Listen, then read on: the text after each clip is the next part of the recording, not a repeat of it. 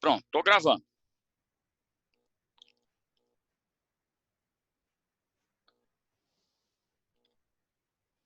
Botei mais 2 menininhos aí para dentro. Lá vai.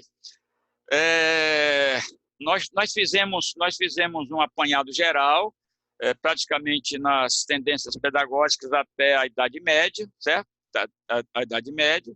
A Idade Média durou exatamente um espaço de 1000 anos, que tem inclusive umas chamadas aí dizendo que foi um dos períodos difíceis para a educação, porque ela foi muito concentrada, certo?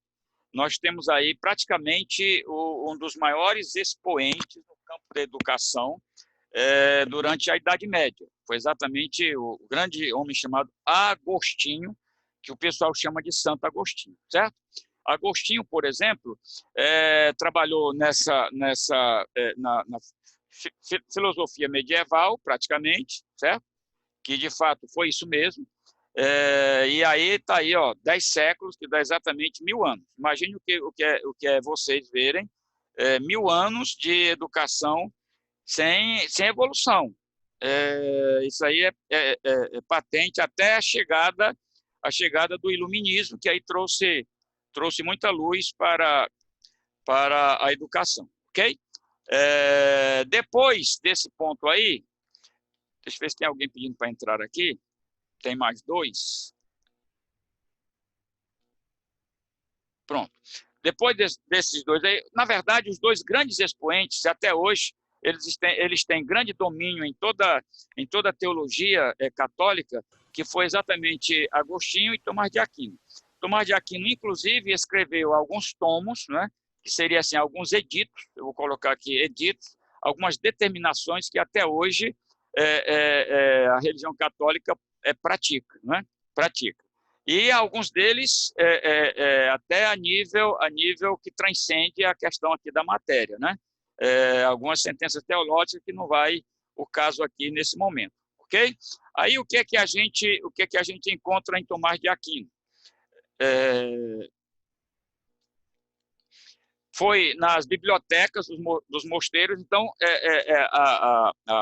a educação era intrinsecamente ligada à igreja, não tinha como não ser diferente. E a maioria dos professores eram os padres ou as pessoas ligadas à igreja. E nas bibliotecas dos mosteiros, que eram grandes, né? Eram não, até hoje são, mas não hoje são usados como eram naquela época. E lá se preservavam os textos da antiguidade, ou seja, era uma biblioteca. Você queria fazer alguma pesquisa sobre Platão, por exemplo, 2000 e não sei o quê, estava lá. Você queria fazer um estudo da tendência pedagógica mais antiga possível, como nós vimos aqui, estava lá. Então, lá tinha, na verdade, lá era o berço do saber, porque tudo que era de literatura estava lá. A literatura antiga, a clássica greco-romana, riquíssima naquela ocasião, e essencialmente os textos considerados compatíveis com o cristianismo. Por quê? Porque durante 1000 anos, sendo esses homens os dominantes no campo da educação, não tinha por que ser diferente, né? E eles estão chamando exatamente de cristianismo porque diziam eles e pensavam eles que estavam seguindo exatamente a Cristo, né? Porque quem é o cristão? É aquele que segue a Cristo, né? A articulação curricular deles, nesse período aqui, era fé e razão, e a fé está na frente. Por quê? Porque era primeiramente o espiritual, né? Primeiramente o religioso, eu até chamo assim, e depois vem a questão da razão. Ainda bem que eles não abriram, e Agostinho, eu disse para vocês da vez passada, que é bom estudar coisas. Olha, eu nem digo de Tomás de Aquino, mas de Agostinho precisa ler alguma coisa dele. Você pesquisar lá, você vai encontrar uma série de coisas boas deste grande homem, certo? Que trabalhou essa questão da fé e da razão.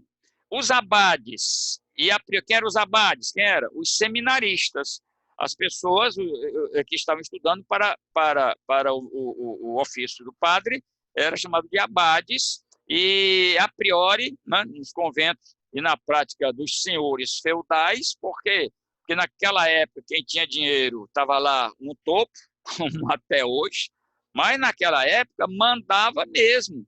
Inclusive, os filhos dos senhores feudais, eles recebiam o fino da educação. Se porventura precisasse ir para outro lugar estudar, que como hoje, por exemplo, tem gente, não, eu vou lá para Vancouver, eu vou para Canadá, etc. Tem dinheiro, vai. Assim acontecia naquela ocasião. Por isso que os abades e, a priori, de conventos eram a prática de senhores feudais que desfrutavam de grande autonomia e autoridade espiritual e política. Por isso que eles tinham esse poder de mandar. Idade Média. O processo de educação na Idade Média era de total responsabilidade da igreja. Tem duas tendências pedagógicas que vocês vão estudar e ela mexe exatamente com isso aí, né? As escolas funcionavam anexas às catedrais, vocês sabem que até hoje, por exemplo, olha a herança, ó, Colégio Tomás de Aquino, Colégio Santa Cecília, até o Colégio Cristo, né? Outros que já fecharam, Colégio Cearense. E por quê? Porque vem perdendo o domínio ao longo do tempo e perde a sua objetividade. Aí o que acontece? Eles fecham, né? Grandes colégios já fecharam, mas até hoje ainda temos colégios marcantes em nossa cidade. Um dos colégios marcantes, que dizem que é um dos mais caros, é o Santa Cecília, né? Que é tipicamente um colégio que ainda segue essa situação aqui, embora tenha uma tendência pedagógica diferente. Mas as escolas funcionavam anexas às catedrais, e interessante, o Ateneu, a nossa faculdade, nossa universidade, lá em Antônio Bezerra, ela está dentro de uma área totalmente da Igreja Católica. Se vocês não foram lá, vocês entram em uma sala de aula, por exemplo, gente, é um estádio, As salas de aula são imensas, as poltronas ainda do tempo, e você entra na sala, ou ela fica bem arejada, você entra e sente logo aquele impacto assim, do mofo. Está lá, já vai funcionando lá há vários anos, fez lá um acordo, e a faculdade, o Ateneu lá em Antônio Bezerra, está ao lado da igreja, como está aí, ó. Elas eram exatamente anexas. A igreja foi um instrumento essencial no processo da educação da Idade Média, a grande disseminadora do conhecimento. Muita gente levanta situações críticas quanto a isso aí. Não é o nosso caso. Quando você estiver analisando a tendência pedagógica, sim, pode oferecer sugestões à tendência, certo? Vamos deixar o fator religioso um pouco de lado, porque não é o nosso caso. A gente vai analisar a essência pedagógica daquela época, ok? Vamos para uma outra situação, se me permitir aqui.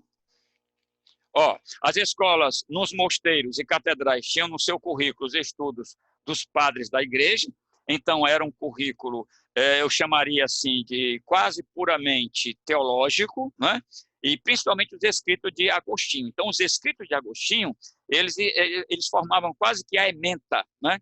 Quase que o PPP daquelas escolas, e, por conseguinte, a sua tendência pedagógica também.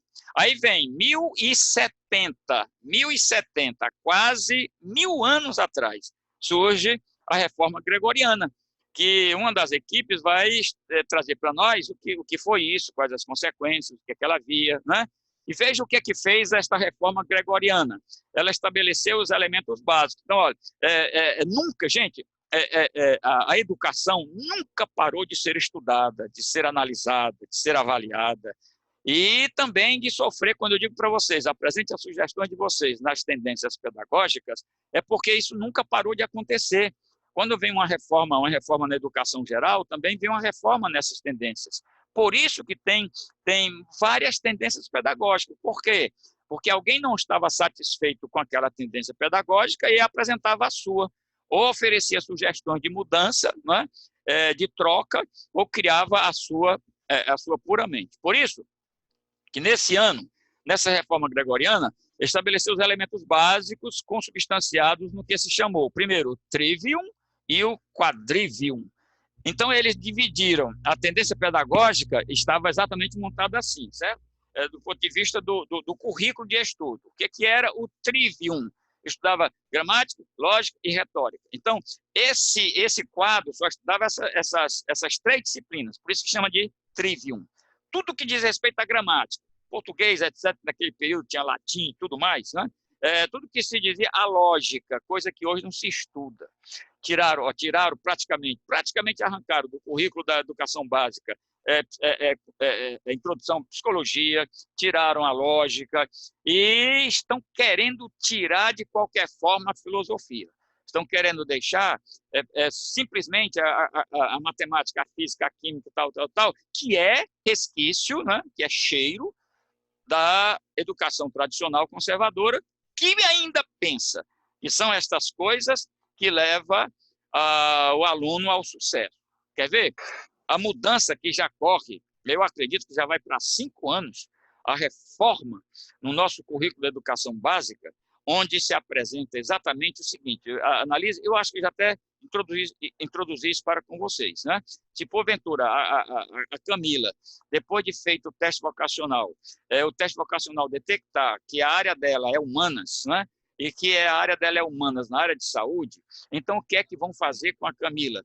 Vão oferecer a Camila todas as disciplinas, todos os estudos possíveis para ela se especializar na área em que ela vai atuar como profissional. Né? Se ela vai, por exemplo, para a medicina, então ela vai ter conhecimentos matemáticos, mas os básicos. Ela vai ter conhecimentos da física, mas os básicos. Ela precisa dominar muito a química, até porque quando ela estiver lá no seu consultório, lá chega uma pessoa lá com um problema, ela faz exames, tal, etc., ela já sabe qual é o problema daquela pessoa, então ela precisa saber qual é a química que vai corroborar, ajudar aquela pessoa a ficar livre daquele problema. Né? Aí passa lá a medicação, cada medicação tem as suas químicas, ela tem domínio sobre isso. Né? Ela vai ter domínio também sobre o quê? Muito domínio sobre a biologia, ela precisa conhecer o corpo todo, né? Desliga o áudio aí, gente, quem está com ele aberto aí. Né? Sabe? Conhecer da cabeça até os pés, e ainda tem considerando forte, né? Dependendo da área que ela vai atuar, ela vai ser, por exemplo, cardiologista. Ei, desliga o áudio aí, gente. Para mim não desligar daqui. Ajude aí vocês, detectam aí, diga assim, fulano, desliga o áudio. Pois bem, então ela vai ser cardiologista, então ela não vai estudar grandemente sobre o cérebro, ela não vai estudar grandemente sobre outra parte do corpo, ela vai se especializar no coração, porque é isso que ela vai ter que fazer. Quando você tiver um problema de coração, por exemplo, você vai ao médico, aí o médico não vai mandar você procurar, por exemplo, um otorrino. Por quê? Porque sabe que o seu problema não é para otorrino, é para um cardiologista, certo? E assim estava acontecendo aqui. O trivium se preocupou com isso. E o quadrivium, que essa é a pronúncia, nem sei se é a pronúncia correta, porque é a expressão latina, né? O quadrivium estudava o quê? A música, a geometria, a aritmética e a física. Ó, totalmente separado, né? A música, a geometria, a aritmética e a física trabalham o quê? Com a questão do raciocínio lógico, né? E a música estava nesse campo aí, porque, gente, a música é de um benefício gigantesco para a aprendizagem. Os ambientes escolares, por exemplo, as salas de aulas, era para ter assim uma música, assim um chamado fundo de sala, né? Essas músicas assim não para agredir, mas para amenizar um pouco o ambiente, assim bem solene, para que não gerasse sono e nem que atrapalhasse a voz de quem estava trabalhando nos saberes, mas deveria ter esses ambientes sim. Isso acontece até no reino animal, né? Essas clínicas que recebem cães, gatos, etc., elas têm esses ambientes musicados, né? Porque isso faz bem à estrutura total do ser, certo? Então, nesse período, quando a fé e a razão era o foco máximo, praticamente formava o conteúdo pedagógico da tendência pedagógica daqueles dias, trabalhava-se essas 7 disciplinas apenas. Trabalhava-se a gramática com todas as suas propriedades, trabalhava a lógica com todas as suas propriedades e a retórica. Você sabe o que é a retórica? A retórica é uma coisa hoje que está praticamente ausente do curso de pedagogia. Eu falo isso e não peço segredo, não. A retórica, é por meio da retórica que você vai aprender a falar. Pronto, seria a didática, né? Você dominar os conteúdos, depois você aprender como você transmitir esse conteúdo de forma que satisfaça você e o alunado que está recebendo, né? Como é que você montaria o seu dizer, o seu discurso, a sua homilia, o seu sermão, está dentro exatamente da retórica, saber se comunicar. Por outro lado, já vinha aí os cálculos geométricos, tal, etc, etc. Então, o currículo básico era esse aí. Eu pergunto a vocês, por exemplo, analisando hoje, 2020, o que é que falta nesse currículo que aconteceu em 1070? Né? 1000 anos se passaram, o que é que vocês acrescentariam? Que sugestão vocês dariam? Como é que vocês mudariam essa situação? Hoje, nós precisamos, dependendo do ano, né, dependendo da série, nós precisamos de lógica. Se não precisamos, precisamos de quê? Como é que a gente colocaria na lógica, na retórica, ou abaixo, né, delas? Por exemplo, eu sinto falta aqui, cadê o estudo do corpo humano? Né? Cadê o estudo da conduta humana? Cadê o estudo comportamental? A não ser que esteja ou estivesse inserido dentro desse raciocínio lógico. Eu não encontro aqui em outro lugar um espaço para você estudar comportamentos, condutas, afetividade. Eu não encontro aí. Né? Eu não encontro. Pelo menos não encontro assim, a priori, a vista curta. Certo? Então, precisa-se ver direitinho essas situações. Aí vem, apenas em torno do século, aí já bem adiante, ó, né? Século XI, século XII, que assistimos ao surgimento da chamada escolástica. Que eu peço que vocês façam uma pesquisa, que vai ser um dos pontos que vai para o AVA daqui a pouquinho, tá? Escolástica. O que é a escolástica? Por que ela foi criada? Qual a sua função? Qual a sua missão? Certo? Aí, bem assim, rasteiramente, escolástica, termo que indica todos aqueles que pertencem a uma escola de pensamento. Então, dentro da escolástica, provavelmente estava a lógica e a retórica, certo? Provavelmente. Tem muita ligação, certo? Esses pensamentos, aí vem os dogmas que não deveriam ser objeto de discussão filosófica. O que é isso? Aí eu pergunto a vocês, tem isso hoje em qualquer tendência pedagógica? O que era um dogma? Dogma é o seguinte, se eu dissesse assim, vocês terão que vir para a sala de aula, todas as mulheres com um chapéu de couro, e os homens com um chapéu de palha. Ninguém pode entrar em sala se não tiver de chapéu. Se for um dogma, ou você aceita, ou cai fora.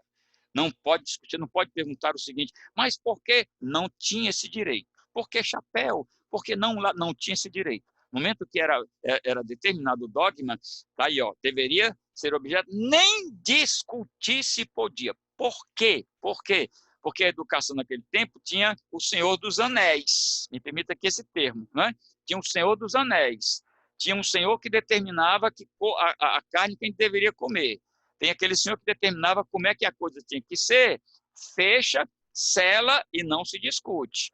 Foi a partir daí que se criou esse adágio antigo, manda quem pode, obedece quem tem juízo. Porque quem não quisesse obedecer, em algumas situações, não dentro da escolástica em si, mas em outras situações, que não obedecesse, pagava com a vida, né? Pagava com a vida. E aí diziam que isso estava no campo da educação. Muito bem. Então, os dogmas que não se podia discutir. Aí fazia parte da tendência pedagógica dos dias? Fazia. Né? Por quê? Porque logo depois de Agostinho, vem esse outro rapaz aí, Tomás de Aquino.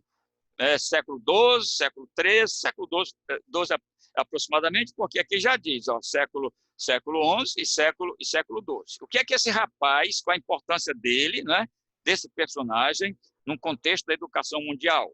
Vamos ver. Primeiro, elabora a teoria da iluminação divina. O que é que a gente observa? Que a educação ainda continua debaixo da manta teológica, né? Era filosofia e teologia. Então, ele elabora a sua teoria dentro da iluminação em base à teoria da reminiscência platônica. Vocês já viram lá e é bom que depois vocês revejam. Vocês não vão ficar assim, perder muito tempo estudando essas coisas platônicas, etc., mas é bom tomar conhecimento, é bom. Nós não podemos abrir mão disso não, certo? Vem a teoria da iluminação, que substitui a teoria da reminiscência de Platão. Então, Tomás de Aquino percebeu que Platão estava caindo no esquecimento e não podia agora estar 1070, 1100. Eu vou seguir uma coisa que aconteceu há não sei quantos anos atrás. Não, a gente tem que apresentar aqui algumas mudanças. Então, ele surgiu com a sua teoria da iluminação, que substitui a teoria da reminiscência de Platão, abrindo caminho para quê? Para a fé. Sai a filosofia, entra a teologia. Vocês estão vendo como a coisa era? Então, obrigatoriamente, você tinha que se submeter às determinações regimental da igreja, que, em princípio, era teológico, né? Era teológico. Isso 1070, 1100, há quase 1000 anos atrás. Outra coisa, não é através das palavras que conhecemos, né? Ele dizia dentro da sua teoria, logo não podemos transmitir conhecimento pela linguagem. Praticamente o fator comunicação, que é a retórica, né? A retórica já sofre uma crítica, porque a retórica é a forma como eu me transmito e tenho que usar a minha linguagem, né? Mas tinha essas observações. Conceitos que sustentam a prática de ensino daquela época. Vejam aí, são esses 5 elementos aí. Vamos analisá-los aí com calma. Primeiro, crer para entender, né? Crer para entender. Eu vou pegar aqui, etimologicamente, a palavra crer. Essa palavra crer, ela vem da palavra grega pisteuo. E pisteuo, etimologicamente, significa aceitar, render-se, se entregar. Então, você tinha que se render, você tinha que se entregar àquilo para poder entender aquilo. Se você apresentasse qualquer senão de resistência, você não poderia entender. Dá para a gente perceber assim, alguma coisa que era empurrado de goela abaixo? Né? Deixa isso aí para vocês pensarem. Mas a verdade é que esse era o primeiro tomo. Você tem que crer, e quando você crê, você também tem que confessar. Você quer ver? Quando a Camila for com o Pereira, né? A presença do juiz, do padre, ou do pastor, sei lá, que for casar, lá eles perguntam assim: Camila, você recebe fulano de tal, que foi legítimo esposo, tal, você não tem que dizer um sim? Né? Esse sim é esse crer, como quem diz assim: eu aceito, eu recebo, eu me submeto, tal. É isso aí que acontece. Então, o crer é uma espécie de confissão. Quando você cria, quando você estava dizendo que aceitava tudo que ali vinha para poder entender, certo? Qual é o segundo ponto? Entende-se a verdade pela iluminação divina. Então, se não for por esse campo, não vai entender a verdade. Agora, que verdade? Não sei, porque é subjetivo. A aprendizagem, em última instância, só pode ser satisfeita por Deus. Então, é uma coisa que você percebe que era puramente força de expressão, não, mas quase puramente, uma questão religiosa. Né? O fato de tirar a filosofia já mostra que era uma coisa puramente teológica. Né? Então, entende-se a verdade pela iluminação divina. Aí até que não tem tanto problema, desde que se saiba qual é o conteúdo dessa verdade. Né? A aprendizagem, em última instância, só pode ser satisfeita por Deus. 3. Consagrou a sua cultura no combate às heresias. O que era ou o que foi uma heresia naquele tempo? Qualquer situação levantada que contrariasse qualquer que fosse o regimento da igreja. Você poderia, por exemplo, agora nessa sugestão de trabalho, vocês não vão apresentar a sugestão de vocês? Vão. Nessa sugestão de vocês podem contrariar, vocês podem dizer o seguinte, um ponto qualquer. Vou pegar aqui a conservadora tradicional. Nós não aceitamos que na educação o professor seja a peça mais importante. Então, vocês estão destronando o professor, certo? Naquela época, fazendo isso, e se ferisse um princípio da igreja, vocês seriam caçados, como aconteceu com muita gente, certo? Então, consagrou-se, então, esse princípio de combater as heresias. Vocês sabem que isso aí não é segredo, não é questão de Bíblia, é questão de história, né? A questão da Inquisição, que, se nós não já vimos, vamos ver, matou muita gente chamada de herético, porque não aceitava algumas situações dessas aí. Certo? O quarto ponto segue a visão platônica no processo do ensino, né, que é o diálogo, que muito é apresentado por Deodato, né? Vamos continuar o diálogo, que é uma das coisas curativas. O medicamento, né? Medicamento que mais cura chama-se diálogo, porque no diálogo você se abre, você joga para fora aquilo que está lhe incomodando, que está lhe perturbando, que está azedando o seu interior, você está passando isso para quem, de fato, sabe ouvir e vai saber orientar, e acaba saindo dali bem recuperado, bem curado, sem problema nenhum. Por isso que é dado a essa questão do diálogo. E, por último, recomendo aos educadores jovialidade. Então, você tinha que ser... Né? Não quer dizer que você tinha que ser jovem na idade. Você tinha que ser jovem na sua conduta, na sua forma de ser. Né? Teve um grande almirante aí da Marinha no passado, que ele disse que a idade da pessoa está daqui para cima. Daqui para cima, certo? Tanto a idade, a velhice está daqui para cima, a jovialidade está daqui para cima. Depende de como você usa isso aqui, vai dar a você jovialidade ou não. Então, recomendava. Agora, veja bem, não era uma coisa seca, não era uma lei seca, era uma recomendação, né? Que educadores sejam jovialidade. Então, naquela época, velho, não tinha, talvez eu não conseguisse, mesmo com o meu currículo, um espaço para lecionar, né? Já o outro fato, já sim, né?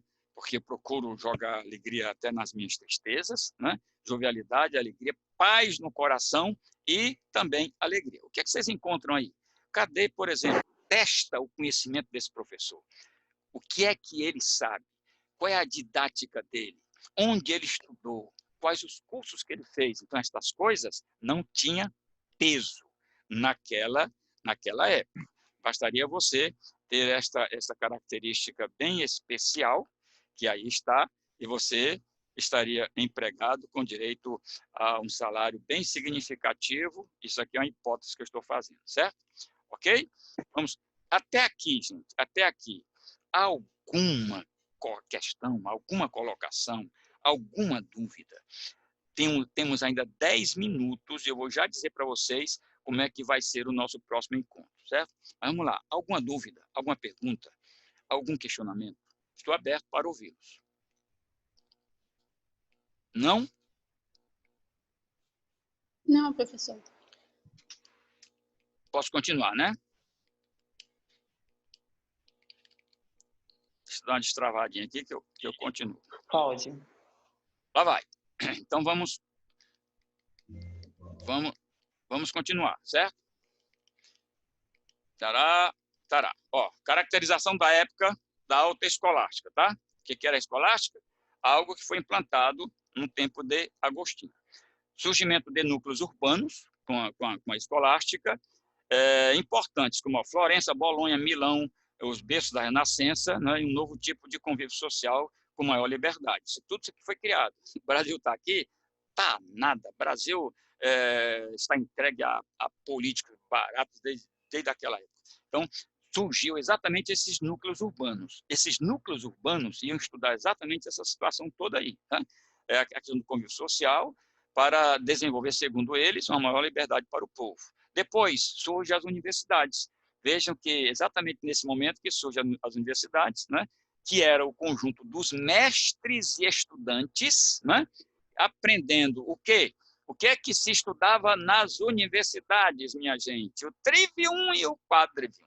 Né? Então, a ementa das universidades não era assim um negócio muito, era simplesmente isso aí. Então, você se formava, né? Vou usar aqui o linguajar de hoje, né? A licenciatura em pedagogia, que é o curso maior que existe em educação, estudava-se naquela ocasião o trivium e o quadrivium. Aí saíam dali os gramáticos, né, os literatos, os matemáticos, os físicos, etc., os filósofos, porque eles estudavam tudo isso aí. Agora, observem bem, né? Eles aprendiam o trivium e o quadrivium e criação de ordens religiosas. Vocês estão percebendo? que era exatamente até hoje conhecida, mas que não tem lá tanto peso, que são os franciscanos e os dominicanos. Naquela época, era o que dava num contexto da educação, certo? E qual era a função deles? A pregação e conversão dos hereges e pagãos. Então, veja a que estava servindo a educação. Para que estava servindo a educação? O contexto educacional naquela época era o quê? Aí, por isso que vem a retórica.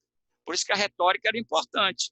Porque na pregação, as pessoas, o pregador, por exemplo, ele fazia a sua montagem para convencer a pessoa. Então, era montado na sua pregação não as questões educacionais, mas as questões convincentes com relação àqueles que não criam na teologia da igreja. Certo? Aí as universidades assumem um lugar importante no desenvolvimento da filosofia e da teologia escolástica. Aí entra já essa parte aí, entra a lógica, etc.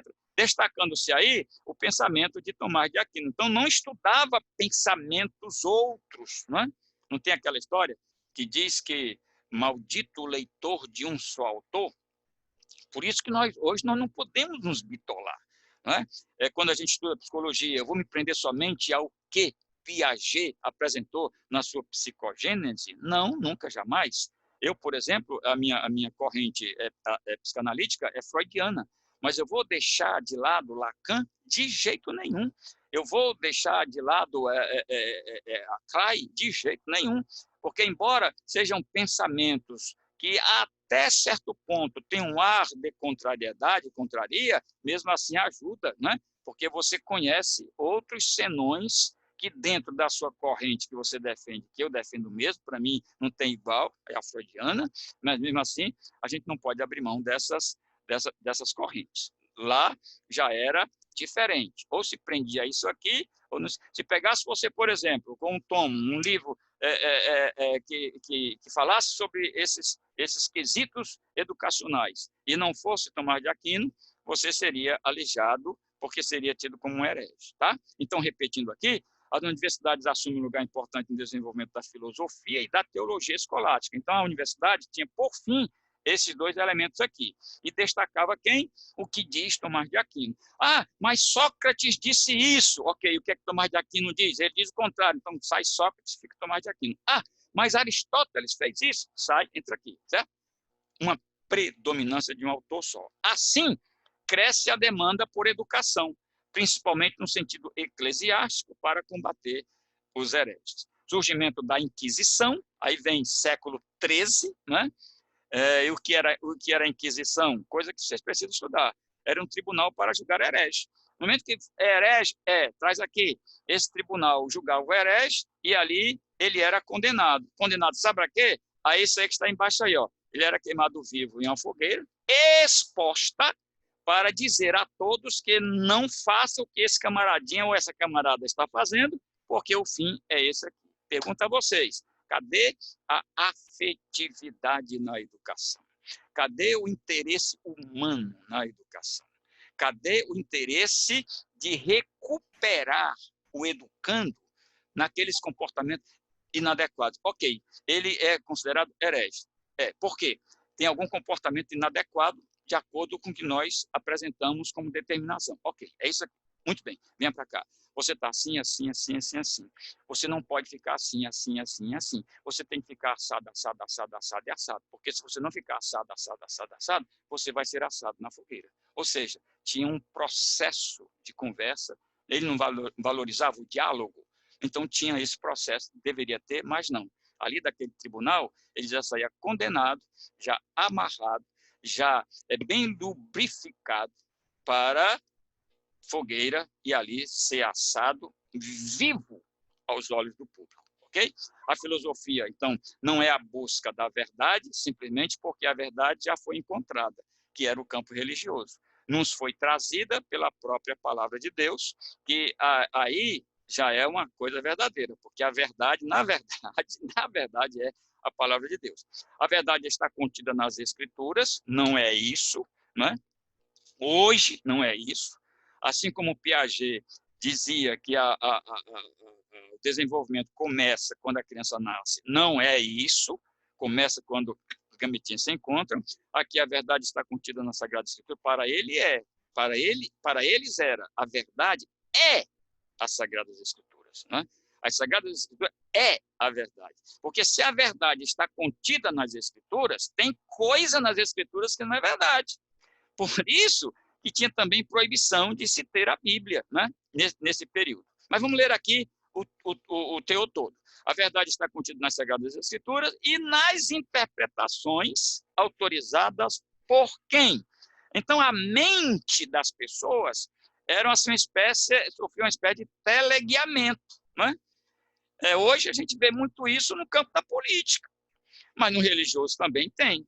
Né? Nós temos o direito, eu tenho o meu direito de dar a minha interpretação e de acordo com a minha interpretação, vou buscar lógica naquilo que está gerando a minha convicção e vou viver a minha vida. Agora, não é porque eu creio assim, não existe isso, eu creio assim. Ok, por que você crê assim? Qual é a base que você tem para você crer assim? Então, tem que trabalhar lá na base, ok? Bem, caracterização da época da alta escolástica. Então, já dá para saber que a escolástica era uma espécie de tendência pedagógica e alguém vai ter que fazer um trabalho sobre isso, ok? Olha, falta 1 minuto e 10 segundos, ok? Como é que a gente vai fazer? Deixa eu ver aqui o horário. O horário são 9 horas e 40 minutos, exatamente na hora do nosso intervalo, certo? Vai cair isso aqui, eu vou esperar a conversão do vídeo, vou dar a vocês 15 minutos, tá bom? 15 minutos para a gente voltar 10 horas, pronto, 10 horas. A gente volta 10 horas, eu faço a chamadinha de vocês, né? E a gente continua e vai até o fim. Feito isso? Feito. Tá certo, professor. Ok. Beleza. Beleza. Ó, boa água. Aí vocês, ó, nesse momento, vão escrevendo aí as perguntinhas de vocês, as dúvidas. Não deixa de fazer isso, gente. Por favor, eu não quero que isso aqui seja uma educação bancária. Né? Escreva, traga o que você quiser trazer de apontamento, para a gente discutir isso aí na abertura do outro momento. Show? Show de bola? Show de bola. Beleza. Show. Então, vamos lá. Legal. Pode ser.